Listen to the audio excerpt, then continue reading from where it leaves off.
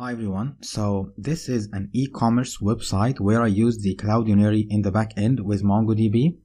This is the register web page, and here I'm going to show you in the console what will happen exactly with the data I'll send with Axios to the server and how the server will respond with an image that will appear in my profile as an avatar in the navbar in the home page. So let's see, I'll choose an image here. And I'm gonna write some data.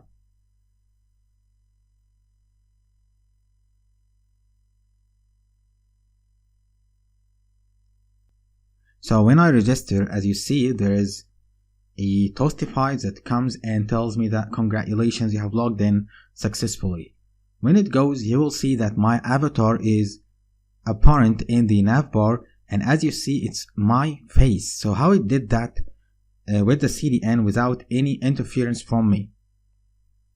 As you see here in the database, this is what's stored in MongoDB after I did a Cloudinary upload to the image you saw a little time ago, and this is only what's stored from the image in the database. Only this. This is actually something called the public ID, and we will know what exactly the public ID is. There is nothing that you can get from this public ID, but when you go here to the image, you will find the CDN link.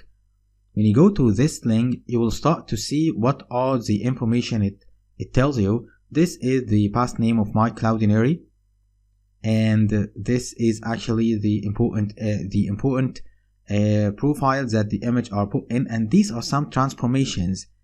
The ones like the thumb, the face, the height 40 and the width 40 are some transformations that are being done by Cloudinary, not by me. And actually this is the way I am naming my avatar. As you see, I said Amin20, which is the username for my avatar, and the word avatar is actually something I've put to be static in every image. So I essentially choose what is the name of my image.